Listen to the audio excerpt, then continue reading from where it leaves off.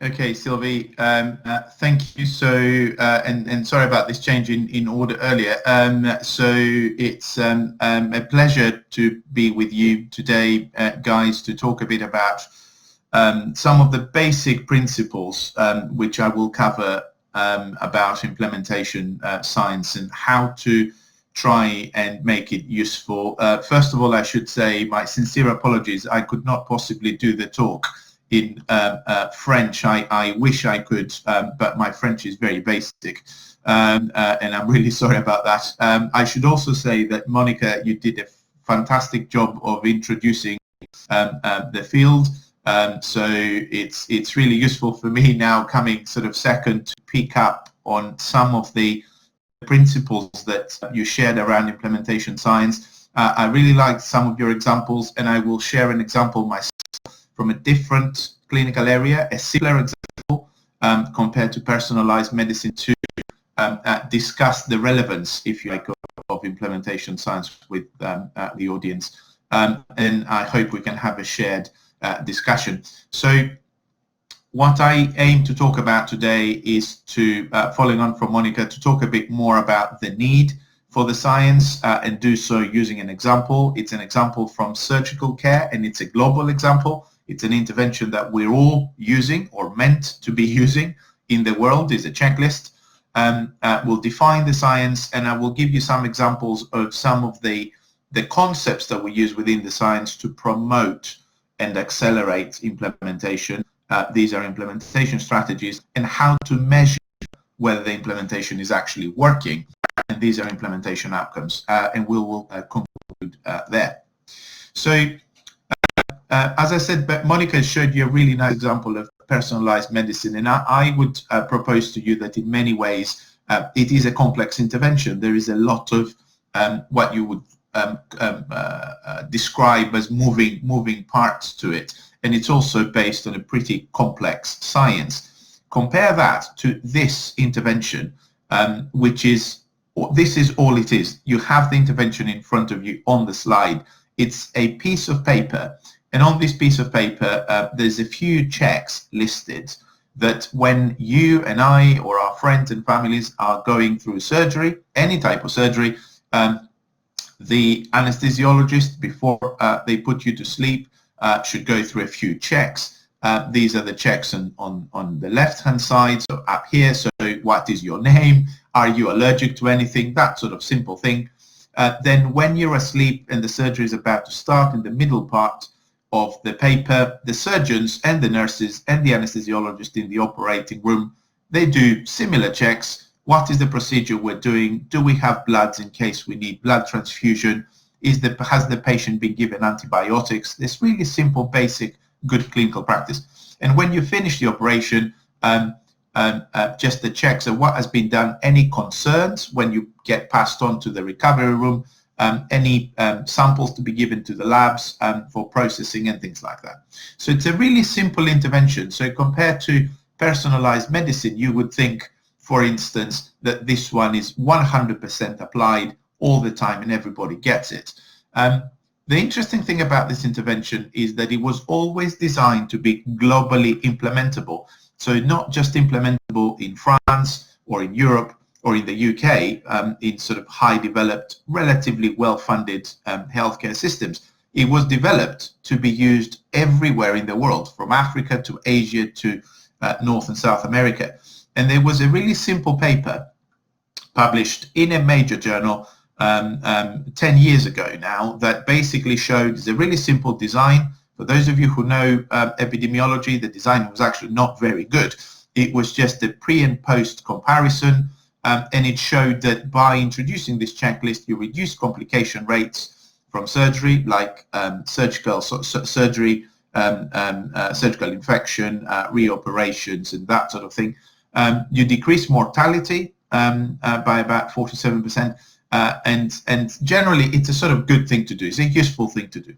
So this was a major study that was evaluating this intervention. So you would think, here is a relatively simple intervention. Here is a study with some really good results, and it showed that you can use this intervention pretty much in any country in the world.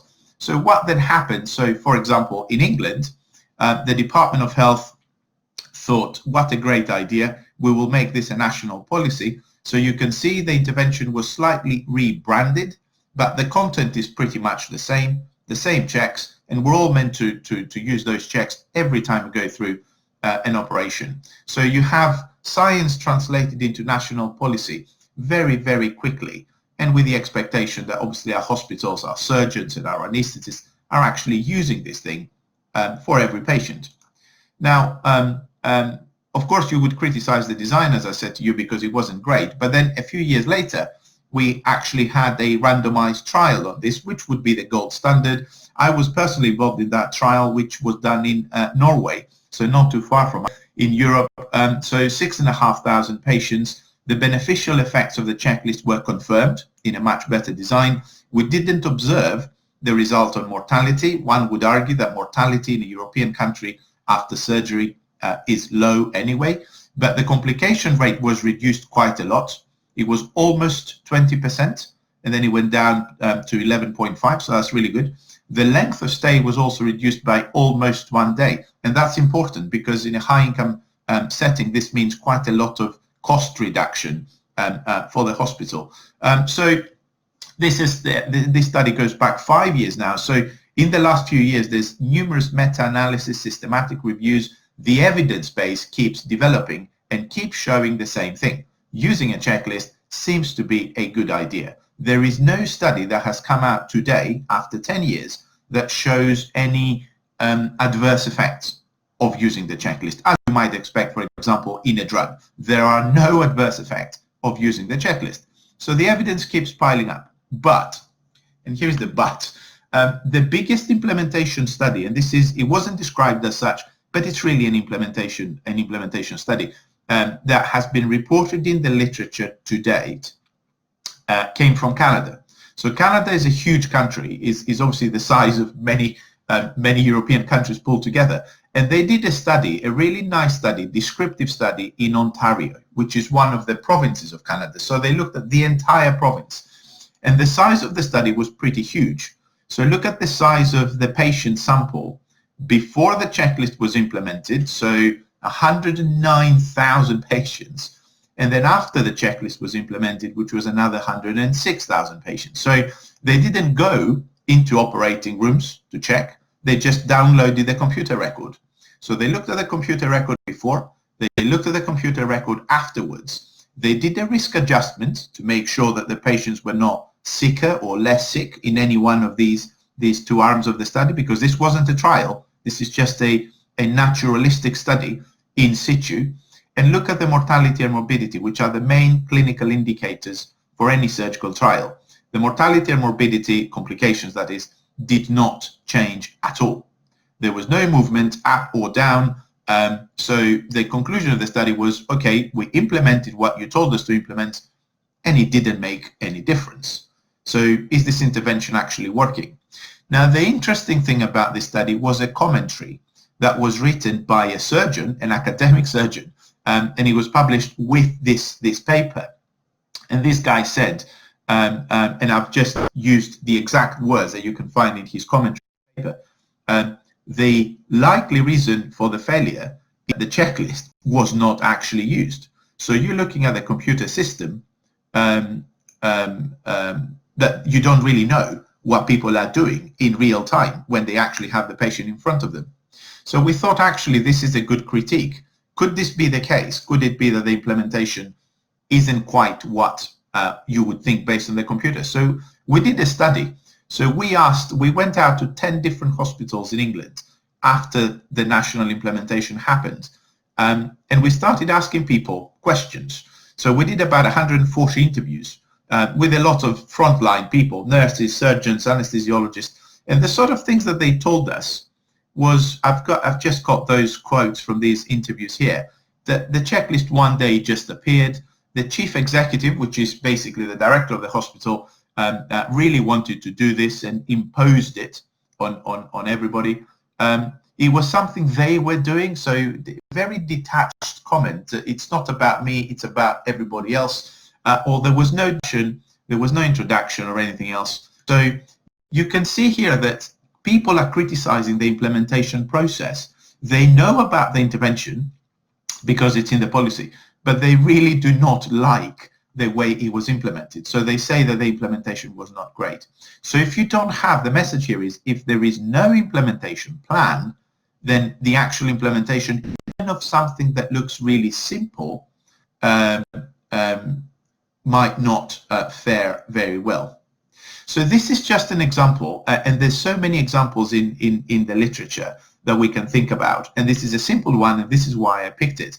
It has been estimated in the literature, and it's a really difficult thing to do, but take this as an approximation, that it takes about 17 years from scientific evidence, clinical evidence that exists in systematic reviews and guidelines, and appears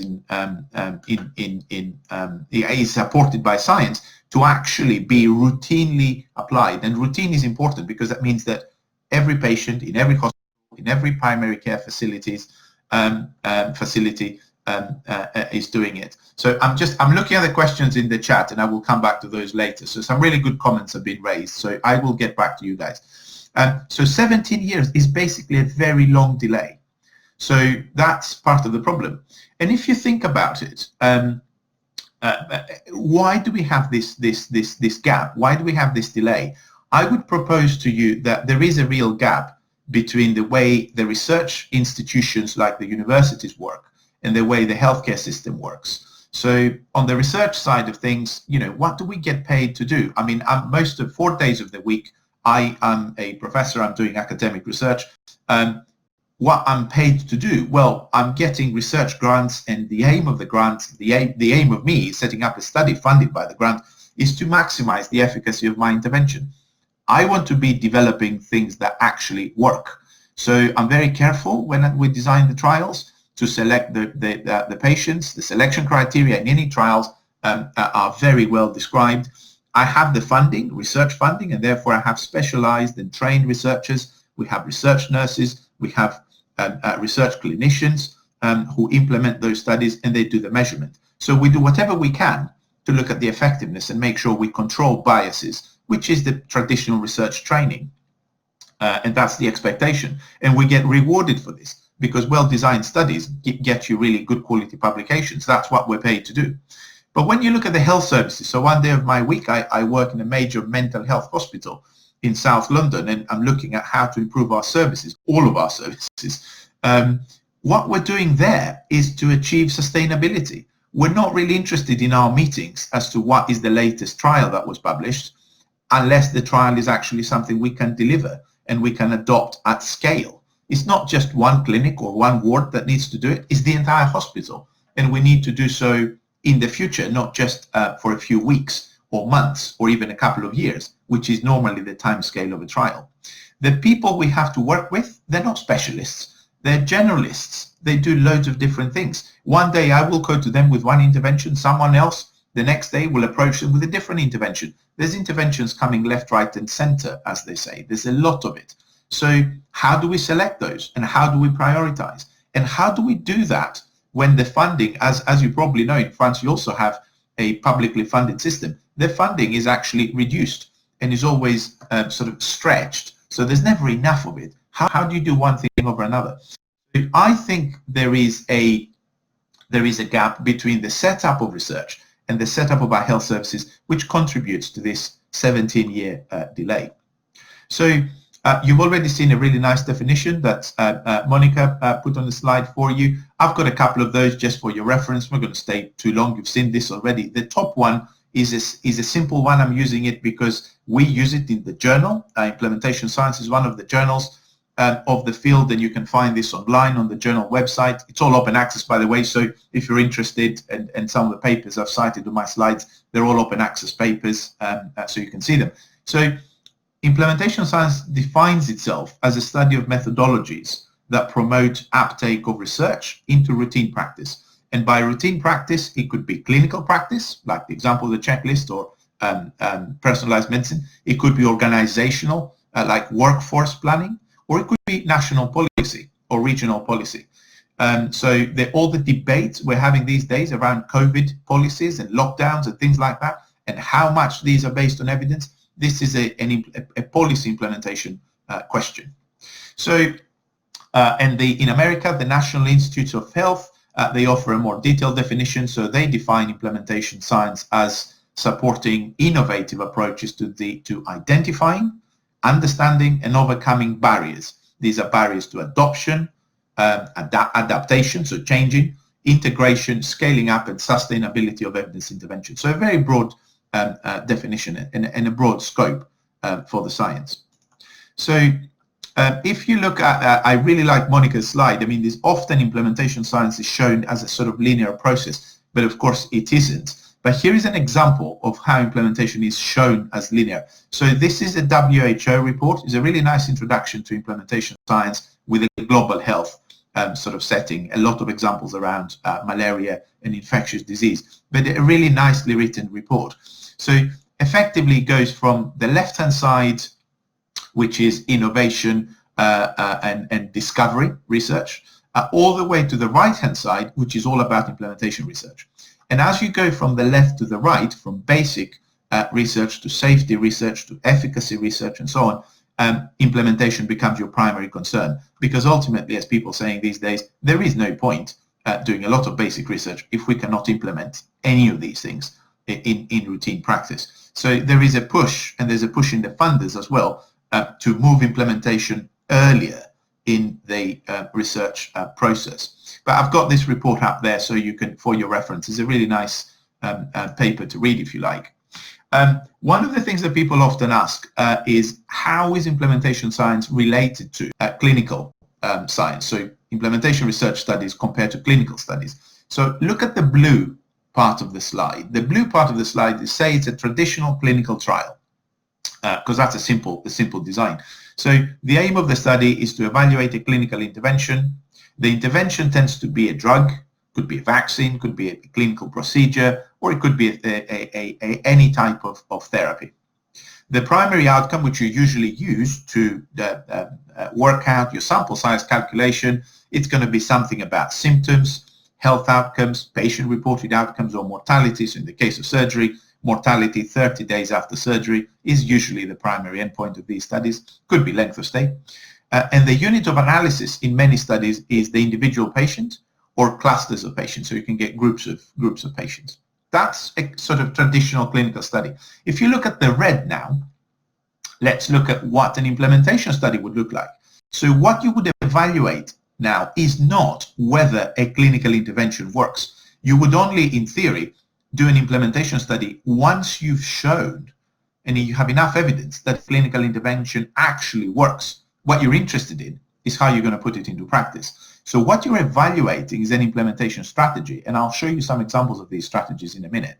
Your intervention is going to be something that hopefully helps you trigger organizational change or behavior change. So how do you make people prescribe antibiotics better? How do you ensure that a whole surgical pathway adheres to best evidence and say surgical checklists? How do you do that? Your primary outcome will be something about implementation, the level of adoption, the level of adherence or fidelity, how well an intervention is being applied. And of course, when you your study and you do the sample size calculation, find that you need to use not patients now, but clinicians and providers. So it's about the clinicians this time. It's about the people who deliver the services rather than the people who receive the services. So these are the sort of major differences between the two. I talked a bit about implementation strategies, and this is a paper that you might find useful. There's a table in that paper that basically gives you a menu. And this is important because effectively an implementation strategy is your change mechanism. This is the method that you can use to enhance implementation, to enhance adoption. So this study, basically what these guys did, they did a systematic review of the healthcare literature, and then they did an expert consensus using a Delphi technique, I think. And they then themed the different strategies that they found. And they found 9 different thematic categories. So I'm going to summarize those for you on the next slide. But if you want to see the specific strategies, this paper is really useful. There's a table in there that's got them all defined. So this is the summary of those thematic categories. So there's 9 of them. The first thing they said, is you need to use what they call evaluative and iterative strategies. This means the sort of audit and feedback. You evaluate and you iterate the implementation. This is the idea here. You monitor the progress. These are the sort of examples of things to do when you use evaluation as an implementation strategy. Audit and feedback has been studied a lot in healthcare, and we know it has quite good efficacy in many occasions. The second type of strategy is to offer assistance. You don't just drop an intervention in a clinical setting and you hope that people will use it. You provide facilitation, you provide supervision, you set up supervision meetings. In a lot of mental health interventions, supervision and facilitation are absolutely critical for good fidelity and good uptake of new interventions. The third theme, adaptation and tailoring. This is an obvious thing. If you tell people there's only one way of doing things, it's almost guaranteed they're not going to do it. If you give them the ability to change things depending on their local services, their local patients, their local context, you've got a better chance.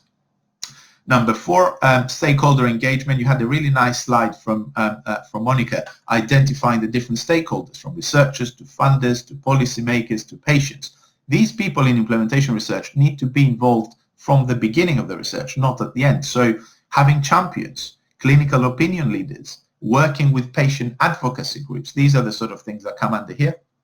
Number 5, training and education. This is an obvious one. We often do this to support implementation. I'm not going to say very much. There's different ways of doing it, of course.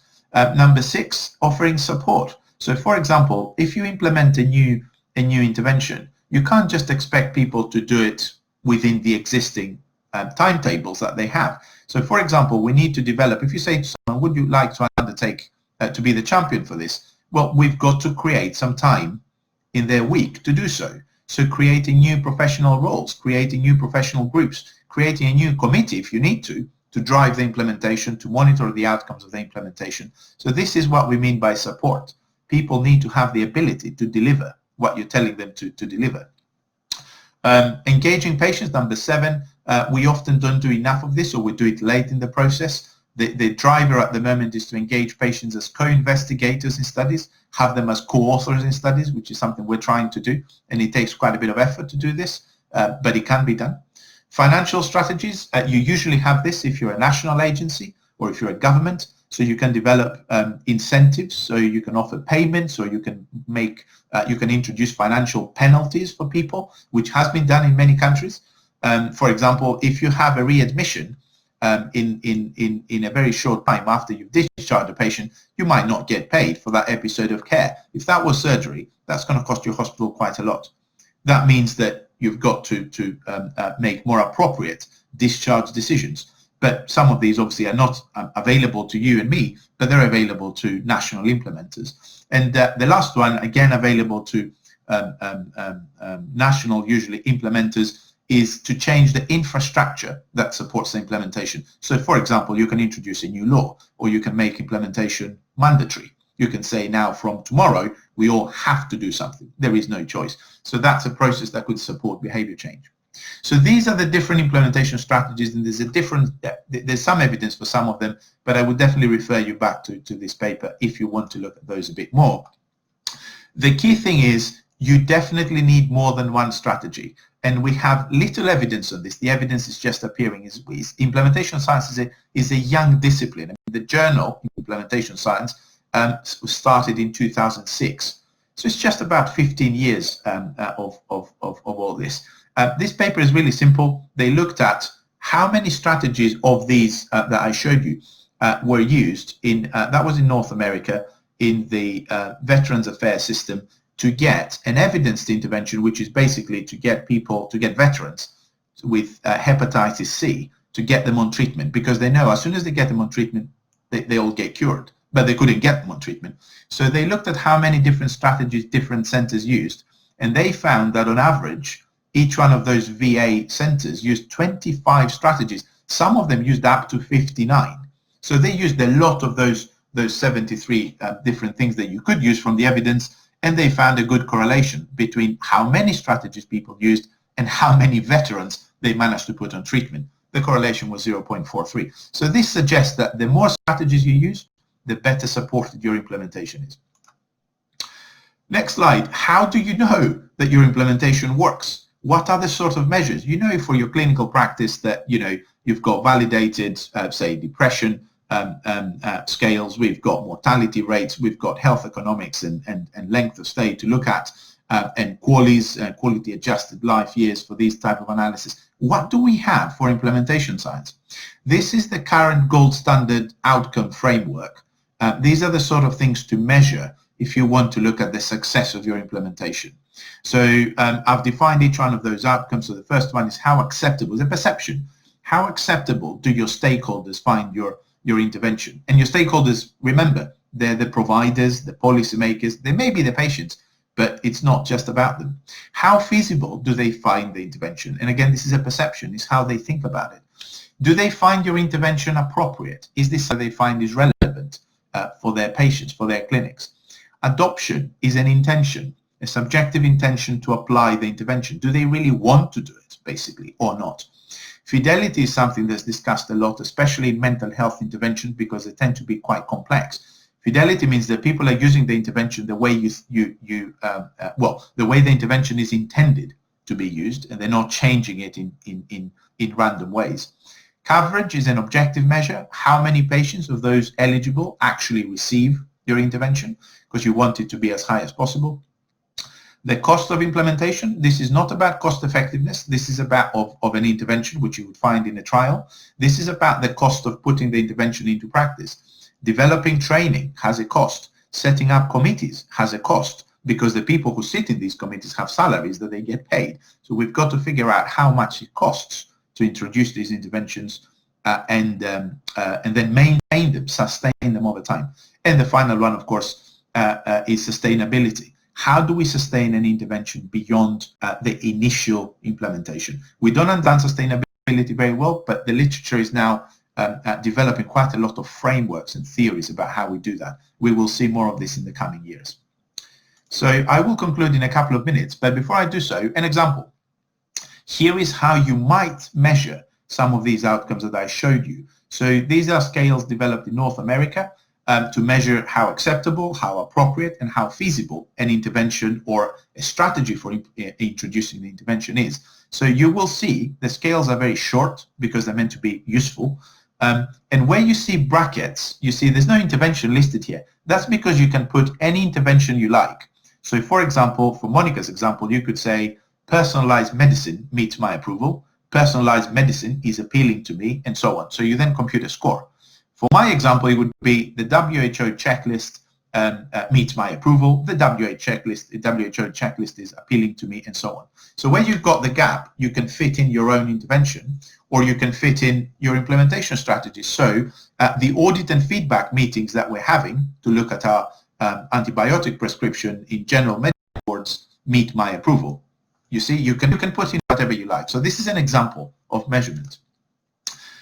You've seen this slide already because Monica had a version of it. It's really important to consider your stakeholders. Do not start an implementation project, I would say to anybody, without having done a stakeholder mapping. You need to know who's got a stake and an interest in the implementation, in the research.